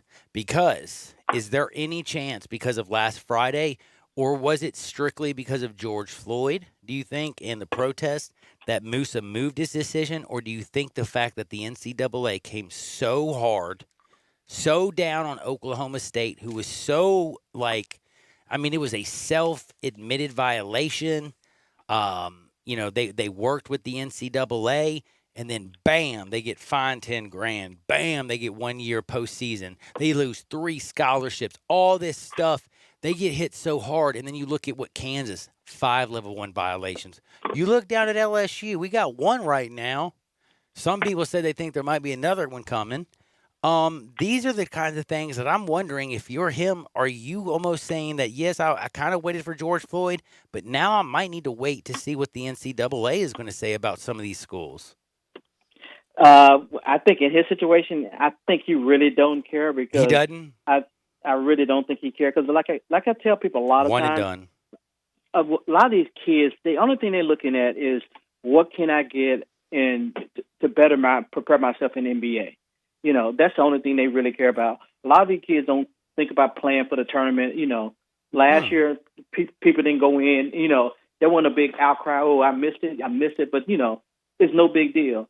Like when you're telling me basically it's more to the fans, huh? Yeah, it's more of the fans. The fans who wants to go. Now, a lot of the guys, once they get in the NBA, they go back and want their team to go there. But their ultimate goal when they go into college is to, how can this program prepare me the best they can for my 1 year in college to prepare me for the NBA? They don't care about that. Because when Ben Simmons went to LSU a few years back, he didn't care about LSU was one of the worst teams on the country. He just cared about what they offered him to come there. And he was happy with that. And he accepted it. And as soon as his time was over, he just broke camp. He stayed there for 1 semester and was gone. That's a very, very, very smart and very interesting point. I wanted to ask you, though, last week, I still feel like most of the people I talked to and everybody still felt like LSU was the lead dog. Do you still think LSU? For good reason. Do you still for think good reason. Yeah, I know. Money talks, BS walks. I can't really go into that, if you know what I'm saying. But I think people are catching what we're laying down. Right. Do you still think, though, that right now that is the lean? That is a lean, but like I said, Memphis still have a ace in the hole with Precious. Just like James got Precious to Memphis, if Precious can get Musa here, it'd be a return of one hand washing the other hand. Because if it hadn't been for James Wiseman constantly in Precious' ear, Precious probably would not be here. Would have came to Memphis, and hopefully that same you imagine effect. What happened? Oof. Right, and hopefully that same effect with Precious constantly in Musa's ear. Like I said, they know each other. They like each other. They played with each other. They're downward boys. They closer than him and James was to Precious. So if he can listen to him and follow his advice and say, look, it may not look like on the front end that Memphis the best program, but in the long run, Memphis probably the best program. If he can convince him to go down that path, I think it'd be a shock, and I think it'd be a benefit for everybody involved. Don't call me crazy, and I don't understand why this is. Why is it? Is it just because they are Kentucky? Is that it all of a sudden, they didn't care about Musa Cisse, most of the people on their message boards last week when they felt like he was going to LSU. Now that he postponed it, I noticed a lot of people thinking that he postponed it for Kentucky. I still think that's insanity. Those are crazy thinkings. Heck no, maybe I'm wrong, and he does go there. Have you ever seen a fan base so fickle on a human being? And if you were a person, would you want to be a part of that? Like, they love you 1 minute and literally can hate you the next, and then they love you again? Yeah, that Kentucky fan base, man, it's almost like they turn on you before you even commit, and then after you commit or decommit, they really, really turn on you. It makes you not want to become a Wildcat because of that. Because if you're a prospect, you have got to stay off those message boards. If you're a prospect. If they're in your ear, if you're on the good side, they're gonna take care of you. But if you're on your bad side, they're gonna talk bad about you. And even though you hadn't even committed yet, they're gonna talk real bad about you. Just like when when DJ Jeffries decommitted there, they talk really, really bad about DJ. But when he had committed there, they were all on his side and, saying he was going to be a great player and all that. And DJ turned out to be a very good player, and he would have did very well up in Kentucky. But they would have never meant that, though. Not the people on the message boards. How much does Marvis Davis have to do with Musa and his decision? Is he just the coach? Is he just going to be there for him? Is he in his ear? I know he's been with the young man for a long time, the coach over at Lausanne. I'm just wondering, you know what I mean by that? Like, you got a guy who's a Memphis man. He's 0.0. 0.0. Wow. You just let me know quickly. 0.0. Right, 0.0. He's his coach and everything, but he has people that's been around longer than his coach who has bigger influences on him, and that's whose final opinion he's going to take with him. Interesting. And I love Coach Davis too. He's a great coach over the Lausanne, but as for this decision right here, 0.0. This is a family decision. This is all about Musa. Yep. All right, that makes a lot of sense. Now, he's almost 7 feet tall now. He's 6'11". He was 6'9" last year.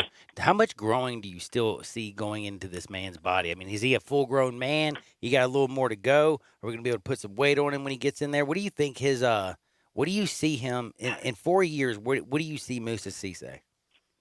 Moussa Cisse right now, he's a kidney being. He's a string being right now, and he still has so much ability.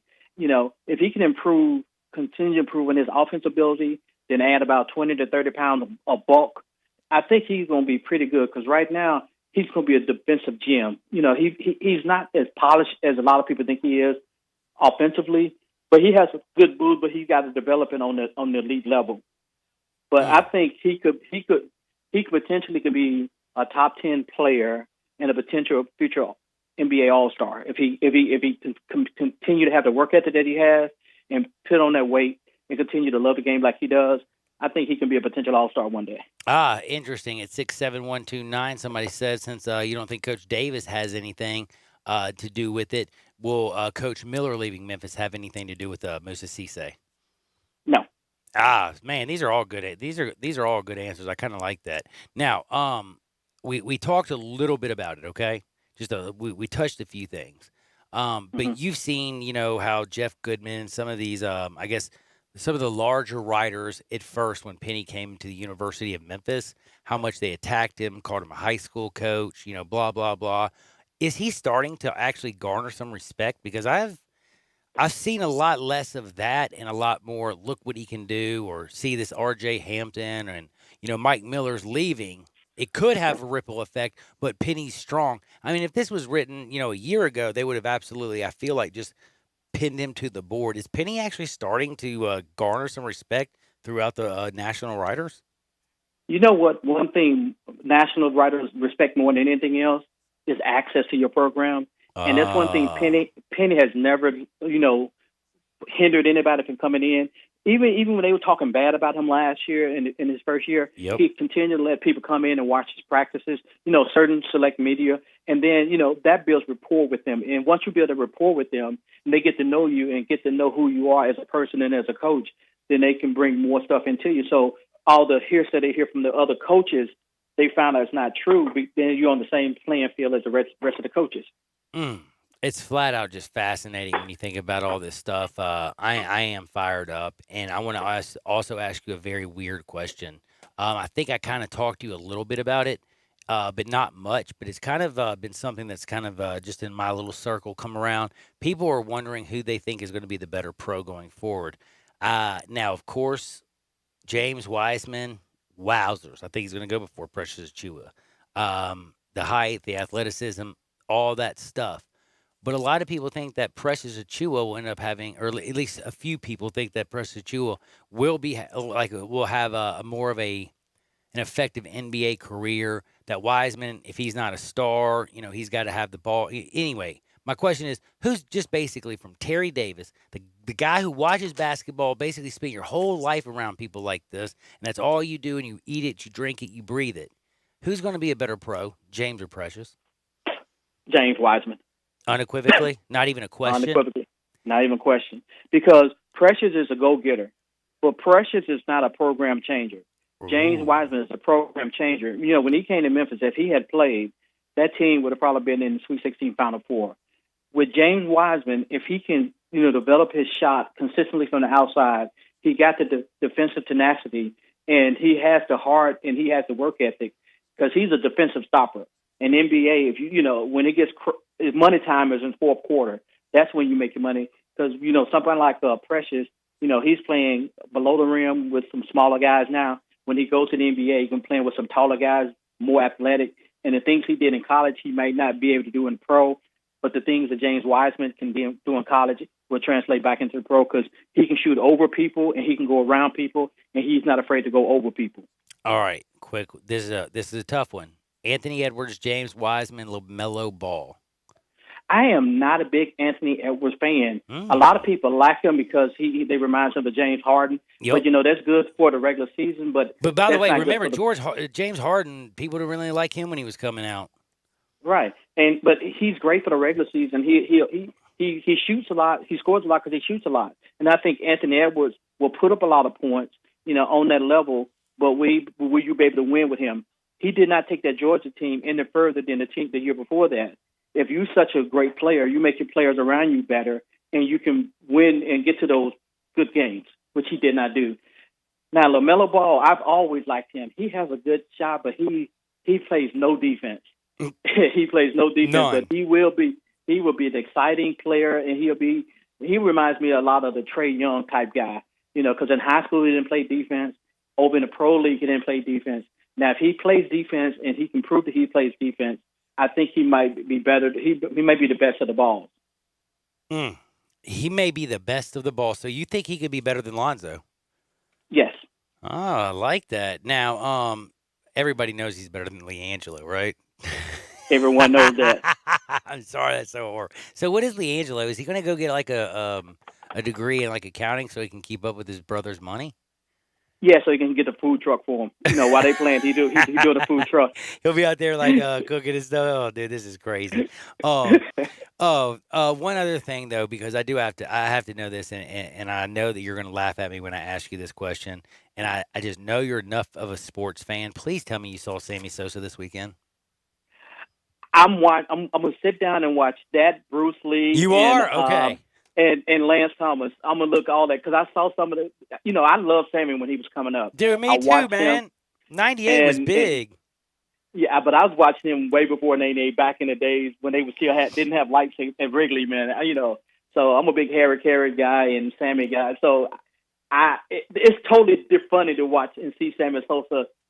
I would not, if you didn't tell me that was Sammy Sosa, I would not have known.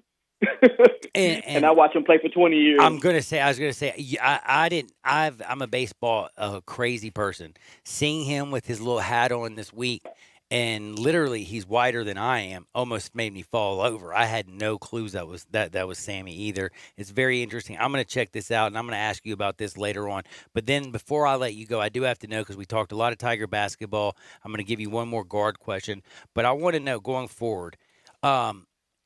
Because this is basically like a question basically for just a sports person. I want to ask this. Did you see where, 98% of people knew who LeBron James were? It was like 93 Pete or something that knew Tom Brady, and then you got all the way down. I think it was 41% or something or like that knew who Mike Trout was. Probably one of the best baseball players of all time.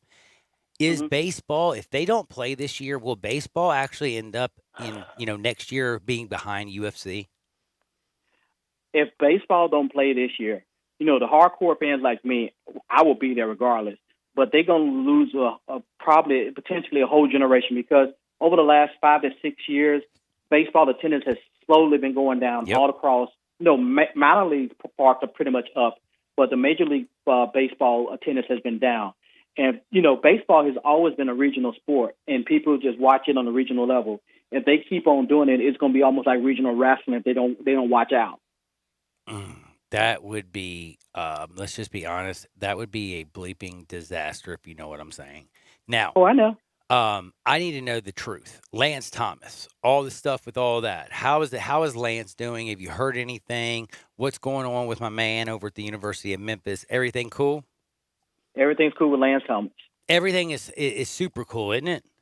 Yes, yeah. Between him and Lester, I don't know who's gonna be the face in the body of the team. You know, Ooh. everyone loves Boogie. I don't know why people love Boogie. I think they just like saying his name. Yeah. But for me, I think Lester will be a 3 or 4 year player, and he's gonna be one of those guys that every time he comes up, he's gonna be one of those favorite faces of the team because he's one of those guys. He's just one of those easygoing guys, and he's a very reserved guy, but once you get to know him, and he's really open and outgoing, he always has a smile on him, and he's such a serious guy too. And he says what is on his mind. But I like everyone that. loves Boogie. But I think after next year, I think Lester will surpass a lot of the Tigers as in popularity.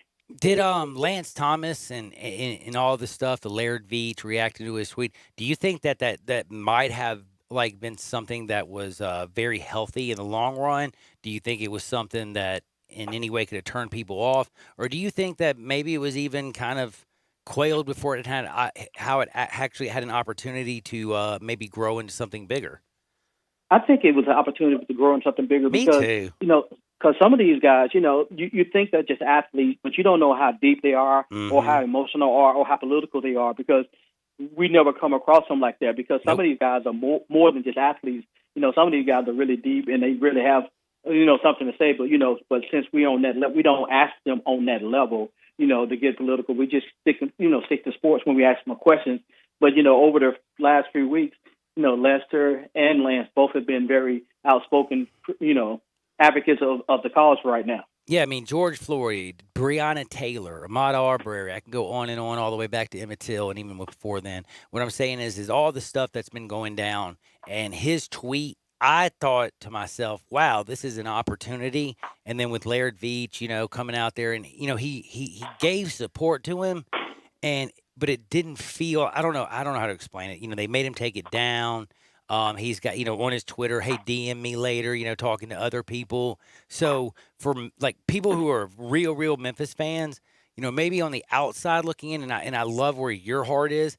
I still think though that the opportunity, I think they kind of almost like Iowa giving this one tweet BS rule or whatever. I think they kind of messed up Lance Thomas. And again, this is obviously a very deep thinking young man who's very well educated, knows he's got a lot to say. I don't know why you would want to shut somebody down who can actually also bring, a positive light to your program. But look at the bottom line. The bottom line is the coach, runs that team. Penny Hardaway runs that team. That's true. Penny Hardaway, he treats those guys like men. So he allows them to do the things that, he wants them to be responsible and like that. Yep. So as long as Penny Hardaway is the head coach of that team, they would not be restricted what they can do with social media and whatnot. I dig that. And by the way, do you think that Laird Veach realized that very quickly? Yes, but Laird Veach realized that even though football makes all the money around here, basketball they control the pulse of the program. Yes, they do. And Brian, I can't say it any better than that. Yes, it might be all the money comes from the football, and I love Gabe Kuhn, and I love Ryan Silverfield, and I love my Memphis Tigers football. But there ain't nothing like going down to FedEx Forum and watching a little Tiger basketball. This is Hoop City for a reason. We go back to EP. We go back to Keith Lee. You got I could talk all damn day about that. But hey, TD, do me a favor. Don't ever change. I'll be talking to you next week. Get in on that. Check out all that stuff that we were talking about. I think you'll enjoy it. It'll blow your mind. And we'll rap about it next week, all right? And yes, I did watch NASCAR last night. Thank you very much. Whoa, hold on. I was never – you watched NASCAR? Yeah, I'm a black redneck, man. Did you not know? Dude, no, I did not know that. Okay, can I ask you this? Dude, you just got me something. I've always wanted – I didn't think anybody saw this. Could Atlanta Motor Speedway have done what they did with fans in the stands? Yeah. Because no one go down there anyway. Yeah, they could have. Now, Talladega, that's where they need fans to understand. That's one of my favorite places in the world, Talladega. That's my favorite place. Oh, my goodness, dude. I think we're going to have to go someday then, man. You just gave me a thought, man. We'll have to figure it out, and we'll put it on air somehow and make some money. We'll figure it out. Hey, TD, be good out there. Follow him at Terry Davis. And it's his birthday, right? Do you know what that is? 515. 515. I like that. 515. Check him out. Hey, Terry, be good out there, my brother. All right, talk to you next time, my brother. That's my friend Terry Davis. Always check him out and always know one thing. He will always shoot straight from the hip. He's about as honest as they come. And the fact that I love the fact he just called himself he just said he was what black redneck? Yeah. Dude, I did not know that Terry Davis was into sport. I mean, NASCAR. I can't even watch NASCAR. But at Terry D515, check him out. My man loves sports. He loves writing about him. He loves everybody. And obviously, he's about as super nice as it can be. And I had no idea, no clue that he would have known that what even happened down at Atlanta Motor Speedway. But there was Terry Davis. And I already know that I said this to Gabe during the break. Nobody even probably knew what I was talking about because nobody watches NASCAR as much. No, I'm sure some people knew, but it's not a. It's a minority of the listeners. I'm assuming. Less. Yeah, it's like kind of when I talk baseball when it's on. Yeah, I know how that is. But guess what? We'll be back in 2 shakes because my favorite segment of the day, and I'm telling you, this one is going to be really good. I mean, we got Mike Tyson. We got so many good stories from Hardwood. I don't even know what to do about it. But remember, always. I don't have a show. I don't have anything without you or my favorite people in the whole wide world making sure that I'm on the air. And I will tell you one thing, when I go home today, it is Monday. Honey is off work. That means 2 pounds of chicken, please. I buy the meat in bulk. Go to Central Barbecue. There's 4 locations. I go on the way home. I'm going to stop right behind the Lorraine Motel, Civil Rights Museum. I'm going to go to that one. There's the Central. There's Summer. There's the new one on Poplar. Or you can go to eatcbq.com, and you can even ship that barbecue anywhere in the good old world. But it's a Monday. She's off. She's going to do all of her cooking for the week. And she can't cook chicken very good, but they sure can. And they cook it better than anybody. Smoke is their sauce. Get you go in there and eat with your family and have a nice night, like, restaurant style. But if you're like me, be smart. Get your smoked turkey. Get your pulled chicken. Get your pulled pork, all from Central Barbecue. And make sure you get your barbecue nachos and your ribs. And don't forget to get a quart of banana pudding because it's the greatest thing in the world. In fact, if I'm ever on death row, the last meal I will ever eat is the banana pudding from Central Barbecue. I can promise you that. Hopefully I'll never be there, but if I am, make sure I get that banana pudding because it really is that good. Don't touch that dial. Sports 56, 96.1, 87.7 FM.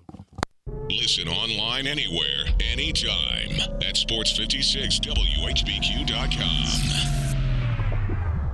Gateway Tire and Service Centers has a beautiful new state-of-the-art location at 5275 Summer Avenue. And for the entire month of June, the new location on Summer has a great Father's Day special. Buy 3 tires and get the 4th at no charge. Visit the new Gateway Tire and Service Center with 28 bays for quick service, super safe with curbside service or lounge seating 6 feet apart. Check out gatewaytireservice.com for coupons too. The new Gateway Tire and Service Center, 5275 Summer Avenue. Call Matt for details. 901-683-8335. There's a new commissary in town in Collierville. Germantown Commissary is doubling. Yeah, they're still going to have the old Germantown Commissary by the tracks, but now there's a huge new Germantown Commissary in Collierville at Poplar and Houston Levy Road. It's huge, too. There's a drive-through. There's plenty of parking. No telephone pole to get in your way. A cool patio. It's right by the track, so the tradition continues. And this is a tradition that's been around forever. That commissary is famous for hickory-smoked, slow-cooked Memphis-style barbecue. They've got a private party room at the new one in Collierville. Self-catering still continues. Party packs for $5.95. Basically, the great ribs, the great pulled shoulder, the great deviled eggs. Everything is there in Collierville and Germantown now. So there is now a Germantown and Collierville style of barbecue. It's called Germantown Commissary. Though we're apart these days, we're sharing more. So at Geico, we'd like to say thanks. Thanks for sharing your savage dance moves. Thanks for sharing your DIY haircut fails. Thanks for sharing your inner lip sync star. Now, it's our turn to share with the Geico Give Back, a 15% credit on car and motorcycle policies for current and new customers. Because we're committed for the long haul, the 15% credit lasts your full policy term. Visit geico.com/giveback for more info and eligibility. Hi, I'm Troy Five Ash, owner of Five Ash Roofing. Do you have any idea why I never speak the way I am right now? It's because if you're honest, sincere, and knowledgeable, you do not need fast-talking, high-energy, gimmick-promising advertising to get a customer's attention. Speaking of that, how do you think companies can offer huge rebates and giveaways when you use their services or buy their products? By overcharging you in the first place, that's how. Five Ash Roofing doesn't operate that way. It's misleading and dishonest. When I provide a customer with the best products and the best service possible and do it at a fair price, why would I need gimmicks to sell it? Best products, best warranties, and best service possible. That's all we offer. Well, that and financing. Five Ash Roofing, proud partner of the Memphis Tigers and the official roofer of the Memphis Tigers home team. Five Ash Roofing, fair, honest, and ethical. 367-0050 or memphisroofer.com. 367-0050 or memphisroofer.com. Five Ash Roofing, it's what we do. We're here for you. Welcome back to Sports 56 Happy Hour with Johnny Radio. Kick it over here. This hour is brought to you by MemphisFarmers.com. Insurance coverage backed by a local agent and a brand trusted nationwide. We are farmers. MemphisFarmers.com.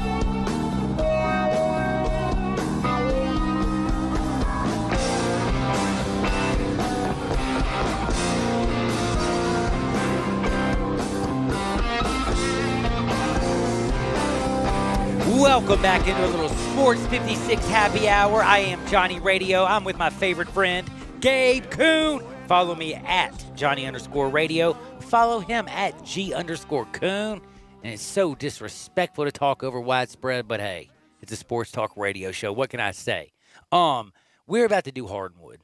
It's my favorite segment of the day. I love it. Love it. Love it. But during the break, I'm sitting here looking at something. I just decided I want to pull up and see what MLB's doing. Can we ever get some good news with MLB? Did they just not meet? My man, I got more MLB players who are tweeting LOL, and these owners in fact, I can't repeat that. It's crazy. And then I also have some lady who is, I think she's married to Carl Crawford, or his ex-girlfriend. Have you seen this? So, like, MLB right now is about as the most confusing sport in the whole wide world, but I'm going to have to tell you all about this, plus the Japanese exhibition, how it was canceled, and all kinds of crazy stuff. Because right now, if Dwight Gooden wasn't high on cocaine, I don't think MLB could get any crazier. Dead serious. Whatever you do, though, get ready. It is time to go to Hardwood. This is Access Hardwood. Wowzers, wowzers, wowzers. Well, I was thinking that the latest negotiations with MLB and Tony Clark and all these guys and the owners, they agreed to 75% prorated. The owners did. Players Association literally just basically said LOL in a nice way. But I don't think it was LOL. It was like a lot of four-letter words. But I'll just say LOL. Let's say WTF, maybe? Yeah. Oh, hey, I like that one. I like There you that go. one. In fact, I found out what that one was. FOH. Do you know what FOH means? Okay, then never mind. Fine. No. Nope. Never mind. I'm Nope. going to stop this one. It's going to be end up bad for me knowing myself. But anyway, I just want baseball. Like I really, that's all I want is baseball. I want to be happy. I want to see normal things. Basketball is coming back, and the Major League Baseball Players Association, the negotiations that they did, and with good faith with Mr. Manfred, Rod Manfred, and the fact that they get an agreement, and then they take it to these owners, and it keeps getting killed. How come we can't sit there and just eventually say, the owners don't want this season, yo? You know, but you know what? They're going to grab the LOL from Andrew McCutchen. They're going to have the Bryce Harper. They're going to have the Blake Snell. And they're going to air all that. And guess what? It's going to be blamed on all the players again. But now, I have to ask Gabe Kuhn. Did you know a man named Forrest Fenn? I do not know a Forrest Fenn. How the hell do you not know who Forrest Fenn is? What did Forrest Fenn do? This is a dude who hid millions of dollars all over the world. And he's a rich guy. And it was like a treasure hunt. People even died looking for it. In fact, 4 people died hunting his treasure. He had golds, he had jewels, he's some crazy dude. But the decade-long hunt for a treasure chest containing $790,000 in euros, or $1 million in American currency, was found in gold and jewels, and it's over. It was in the Rocky Mountains. I want to ask you a question. So you didn't even know anything about this? I did not. I would have been trying to find the buried treasure. It says that of hundreds and hundreds of thousands. You ever seen the Goonies? Hell yes. What was his name? What's the guy? They're searching for his treasure. What's his name? Something Willie? One-Eyed Willie, baby. Yep. And they it's like found One-Eyed Sloth. Willie's treasure. Man, I loved the Goonies. I wanted to be like that little dude who had all the stuff that worked. Heck, I'll be the Truffle Shuffle kid. Truffle Shuffle! Oh, dude, I think I did the Truffle Shuffle this weekend at the pool. But no, for real though, if you didn't know and if you were out there looking for his treasure, somebody really found it. And it was a couple of decades ago, or maybe a decade, that he confirmed that he hid this stuff. Now, I'm going to ask you something. If you ever are rich and you want to leave money and stuff, are you going to do something like this, or are you just going to like leave it in a will? You know what I'd do? I would one, either leave it in a will, or two, donate it to charity, like a normal, nice human being. I don't know, like burying it and making people die, trying to find it is probably not what the direction I'd go. Just so you know, I want to. I feel like you'd do this though. I kind of like this idea. I would do it if I was rich. I'd be the most annoying rich person. You would call me a lunatic, not even eccentric, even if I was rich. So you call rich people. Search for Johnny Radio's treasure. Search for that jerk's treasure. Now, he said he was doing it because he wanted to get people back out in the nature. And he wanted people to go out and look for it. And he was trying to make people... Okay. Real quick. Yeah. Seems like that plan backfired like really hard. Well, this is what I was going to ask you. He said he doesn't feel bad about... He says he feels, of course, bad that 4 people have passed. He says, but think about the hundreds of thousands of people that went out there and got in touch with nature. So this all sounds great until I looked up this. So a reporter for The Independent actually did a little bit of investigating. He has found 122,000 people who have quit their jobs, have gone bankrupt looking for Finn's treasure. That's like worse than COVID right now. No. Yes. No, that is the definition of a plan backfiring. So congratulations for all you hundreds of thousands of people who got back out into nature. Congratulations for the dude who found the treasure. But for all you idiots that quit your job to go search for it, can I just say, maybe the world's better off? Like if you literally quit your job to go search for a treasure. Hey, Gabe, you want to quit? What are we going to go search for tomorrow? There has to be a treasure out there. Where have they found all of Finn's deals? Oh, I think so. There was like... There's only one. I don't know, dude. I don't know much about it. And was there a map also? Like X marks the spot? No, everything was put in like... It was all like these stupid... 100 paces north. The Finn treasure... No, it was like... It was... like these pictures, like you would look at them and you have to figure it out or something. Don't even ask me, man. I wasn't a treasure hunter. I'm not a treasure hunter. When you come to the divot in the path, take a hard right, 100 paces. Dude, I can't Something like believe I'm about that. to bring this up, but Something now like you that. got me thinking of Yamashita's gold. We can go down to the Philippines.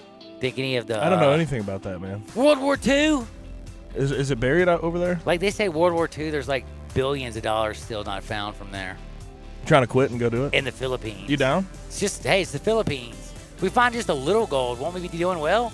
Yeah, gold is, the price is through the roof, man. Dude, let's go get some gold, go down to the Philippines, it's on. All right, you ever seen Mythbusters? Yep. You ever busted any myths? You ever hurt anybody's heart by busting a myth for them? I have a myth I want to bust today.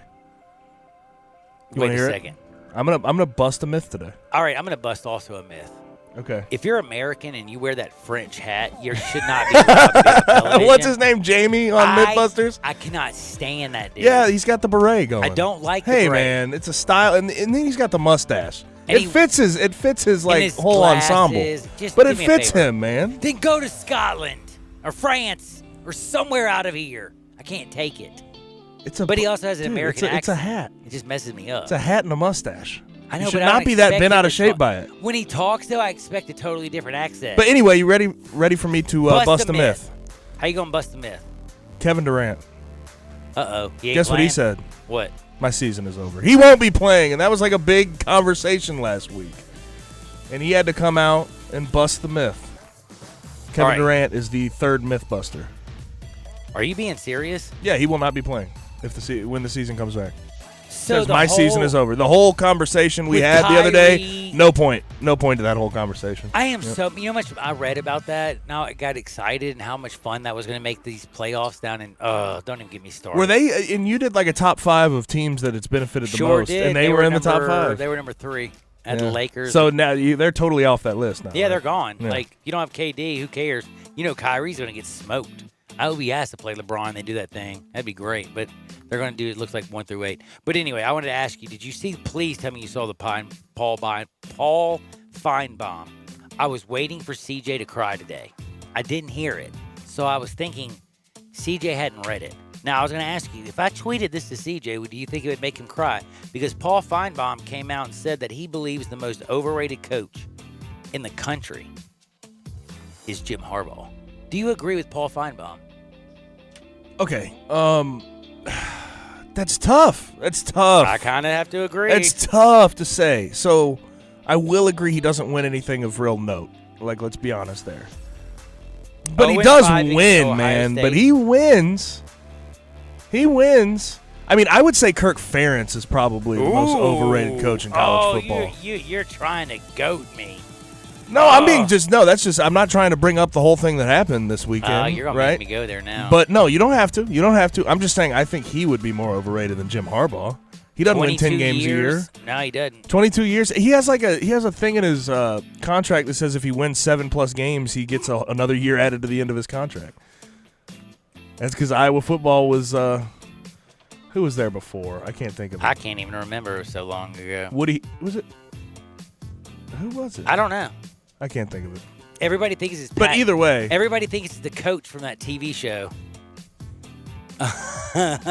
You know what I'm talking about? Have you ever seen The Coach? Oh, never mind. Anyway, like I remember Nate Stanley and a bunch of Hayden Fry, I bet. Yes, that's what it is. Hayden Fry. He passed earlier this year. And wasn't that his name in the never mind. I think they did call him Hayden Fry. Maybe I'm not. Never mind. I can't remember that show. But anyway, the most important thing is they said Jim Harbaugh was the most overrated coach in sports. Like any of my question, do you agree, disagree? And I want you to think about it. He's 0-5 against Ohio State. Never beaten them. He's also finished. Hey, you can't give me all the negative stats. No, I'm just saying though. But he's never finished better than 3rd in the Big Ten East. I want you to think about that. Think about that. How bad is that? Like, yo, homie, you actually stink, and you're paid more money than anybody and their grandmother. All right, I'm going to give you this. I think it's crazy. Jim Harbaugh, 2015, he took over, right? 10-3, 2016, 10-3, 2017, 8-5, 2018, 10-3, 2019, 9-4. He wins games. He wins ball games, man. Yeah, they beat, Whereas, like, you look at Iowa, like, Iowa will have 1 year in every 5 where they win 6 games. Okay, I feel what you're saying. I feel like Jim Harbaugh, you're always going to win 8+ games. Okay. And get a decent bowl. Citrus Bowl. He was in the Orange Bowl 1 year. Peach Bowl. Here's what I'm trying to say, though. You are Michigan. Ohio State and Michigan are the Big Ten. When Wisconsin, you are supposed to be. Well, time out though. Like 2014. Let's think about this. State. Let's think about this. 2014. Who was coaching Michigan? Northwestern. Who was coaching Michigan before Harbaugh got there? I can't even. Brady remember. Hoke. Brady I'll Hoke, tell you, Brady right. Hoke. Yeah, I was going to say. The year before Harbaugh got there, they were 5-7. He turned that into they were garbage. They were not good. It was Rich Rod and then Brady Hoke, and neither of those guys could get anything done. As soon as Harbaugh got in there, they started winning. At the very least. I don't know. I just thought Harbaugh would do better than, I mean, he's a top. Okay. As overrated coaches come, he's a top 3. No question. Put it this way. Key and Peele takes over at Penn State, which has the worst reputation in the history. I said that was the dumbest move. I would have stayed at Vanderbilt if I was Coach Franklin. Seriously. Because I would not want to replace. I know there was the guy in the middle, like the coach who turned him in and whatever, but you still have to come over the Sandusky. You still got to wash off all the Joe Pa, just everything. It's just Penn State. But you know what? What did James Franklin do? Boy, he turned Happy Valley back into kind of a Happy Valley. Michigan, they're going to Rome. They're going to go to do all these things. They get Shea Patterson even. I'm just saying, it's like, how is it that James Franklin from Vanderbilt can go to Penn State, which I literally thought was on its deathbed. Like, if I was a good football player, there's no way I would go to Penn State. I would be sick to my stomach. Now, maybe when you're that young, you don't think about those things as much. But I just thought James Franklin would never have had even close to a chance. And I thought Jim Harbaugh would have just taken Michigan, coming from the NFL. Colin Kaepernick played his brother in the Harbaugh Bowl. You know what I mean? I honestly thought when he got to Michigan that within 10 years, he would at least have a national championship. But damn, in the first 5, I thought he'd at least win one Big Ten championship, to be honest with you. So I feel like he's the most disappointing coach, especially for what he's paid for, and especially because of his name. You know what I mean? Like, he's Jim damn Harbaugh. His brother John, his dad's a better coach. I understand, like, because of his name and everything, but I don't know if that automatically makes him the most overrated coach in college football. I think he's up there, no question. I can say Jim. But I think there's more. Jim Kelly's up there. I mean, yeah. Chip Kelly? Chip Kelly. I can't believe I said Jim. Quarterback. Sorry you lost all those Super Bowls. I'll never be able to forget you, Jim. And I was just talking about his nephew, Shea. But anyway, the world is crazy as can be. We got a lot of stuff that's going on. I got another great story for you on the other side. Baseball. Did you see all the furries? They weren't dressed up as furries. You're the one who taught me about furries. Yeah. Oh, you didn't know about furries? No, but then you taught me about them. Okay, and then I went back and I watched Entourage. You went to a party, didn't you? No. Okay. No. Time out. I don't want accusations thrown around. Okay. I watched Entourage and I learned further what a furry was. Is that where you figured that out, or is this just like you just? Actually, that's where I got it. Okay. Yeah. Yeah. Pretty funny. It is hilarious, bro. Hilarious. I love turtles. Not safe for work. Not safe for work, but anyway, there's some stuff that we're going to talk about that has to do with furries and, yes, Korean baseball. It is very fascinating. And also Pirates. Chris Archer, what happened to him? Well, I'll tell you on the other side. Just remember, Sports 56, 96.1, 87.7 FM. Sports Time on Sports 56 with Wallo and Stats. Weekday afternoons from 3 till 6. Right here on Sports 56, 96.1 and 87.7 FM. Foot odor throwing off your game? Stick to a winning game plan with Odor Eaters. Featuring 3 advanced odor and wetness fighters, the lineup provides long-lasting odor control plus more to keep your feet on their game. Odor Eaters powder provides outstanding moisture control. Clear drying spray is the MVP in preventing athlete's foot, while insoles work continuously to manage wetness while adding a layer of comfort. Pick up today at Walmart, Target, CVS, Dollar General, or other fine retailers. Odor Eaters. Destroy foot odor with the best in odor defense. If you're going on vacation, making a college campus visit, or if business takes you out of town, there's just no better place to board your dog than Barks and Recreation, 965 Reddick Cove between Bud Davis Cadillac and the Blue Plate Cafe in East Memphis. Boarding, daycare, grooming, we have the best of everything at Barks. Indoor-outdoor kennels so your family member can go in and out as they please. Indoor and outdoor play areas. 4 walks a day. Group play and individual attention from the best staff in the Mid-South, which includes an overnight staff to ensure the safety and comfort of your pet 24 hours a day. All reasons to choose Barks and Recreation above all other boarding and daycare facilities. BarksDaycare.com or 509-0909. Check us out and make your reservations now at BarksDaycare.com. If your dog could speak, he'd say Barks. Hi, I'm Ray Carnes, co-founder of RecTech Grills. I'm about to revolutionize the way you grill. Our RecTech grill uses smart grill technology. You can bake, smoke, sear, grill, even dehydrate, all with the touch of a button. You can control your grill from your phone. How cool is that? Our grill uses 100% real wood, and that's going to give your food amazing flavor. In the past, you had to choose between convenience and flavor. RecTech has bridged that gap. No more messy charcoal, flavorless propane. With RecTech Grill, you're going to cook like a pro right out of the box. It's an absolute game changer. This grill is built like a tank. The minute you grab the handles, you're going to know you made the right choice. People in the know choose RecTech. Do your research. You're going to wind up at RecTech. Go to RecTechGrills.com. That's RecTech Grills.com. You're going to find out what everybody knows, that we are the best, by far and away the most bang for your buck.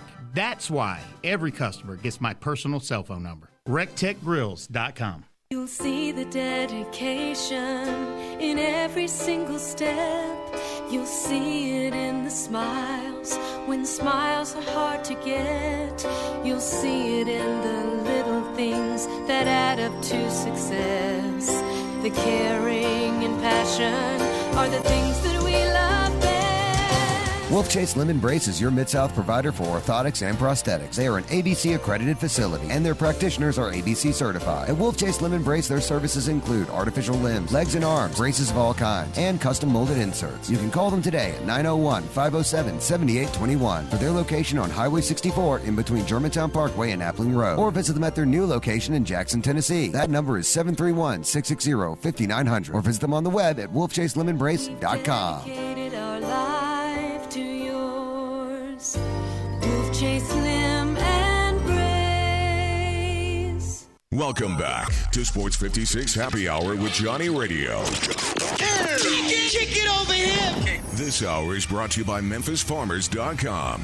Insurance coverage backed by a local agent and a brand trusted nationwide. We are farmers. MemphisFarmers.com.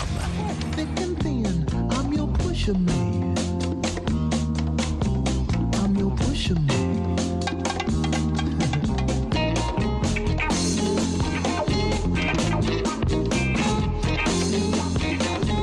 Welcome back to a little Sports 56 Happy Hour. I am Johnny Radio. You know Gabe Kuhn, and I got to remind all of y'all.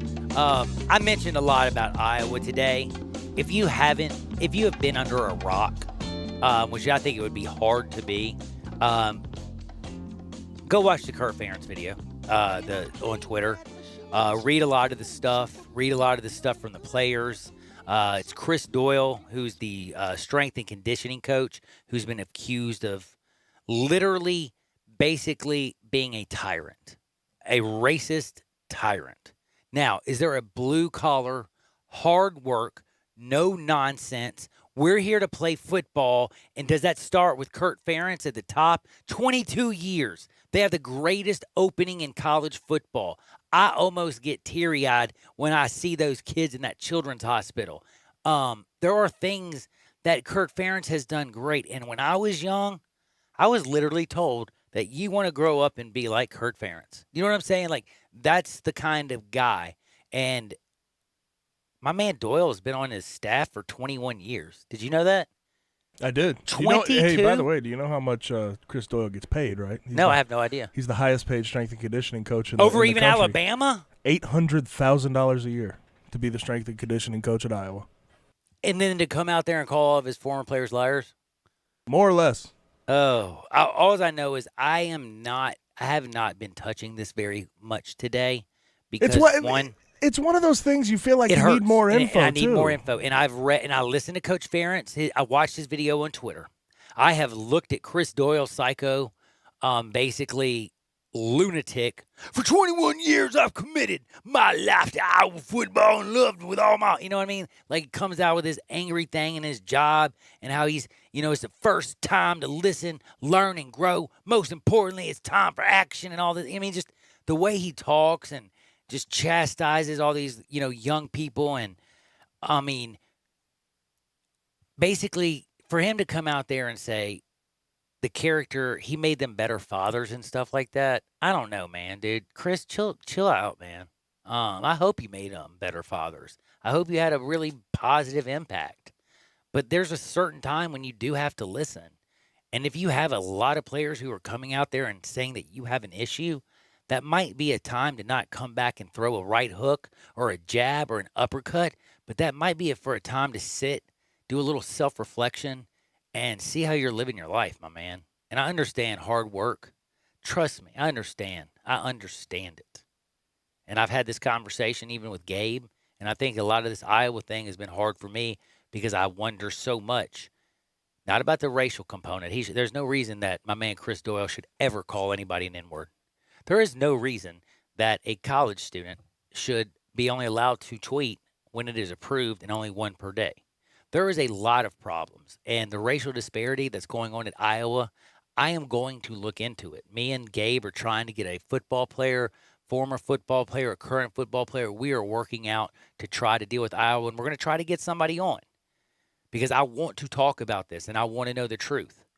I'm going to tell you one thing. Watching Twitter, when you watch Kirk Ferentz, did you not be like, when you watch that, did you not, like if you don't read anything else from Chris Doyle, you look back and you start thinking, oh, there's that great Kirk Ferentz guy again. Yep. But then when you read other people's tweets, doesn't it again like, oh. And we're talking dozens of former players. Dozens. White and black. Yep. And I don't even know what to think, but I just know that 22 years he's been there. Everybody says that he's been improving the environment. He's been good for the program, that he's made the program so much money that they're better. All these wonderful things. And I agree that he's done a lot of wonderful things. But even if there's an innuendo of racial undertone through your program and it comes from the top to the bottom, it will hurt you, Kurt.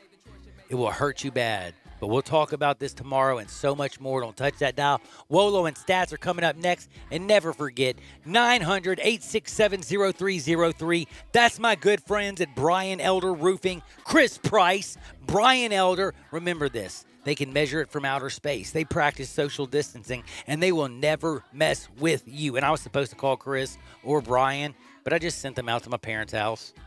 My dad gets the thing. He's like, did you call them? Or no, my dad sent me a text. Thank you so much. And I'm like, for what? He's like, they worked with the insurance. They took like 50 pictures of the roof, sent them to the insurance company. My dad didn't have to come out of one penny out of pocket. Brian Elder took care of everything. Call him up at 901-867-0303. That's 901-867-0303.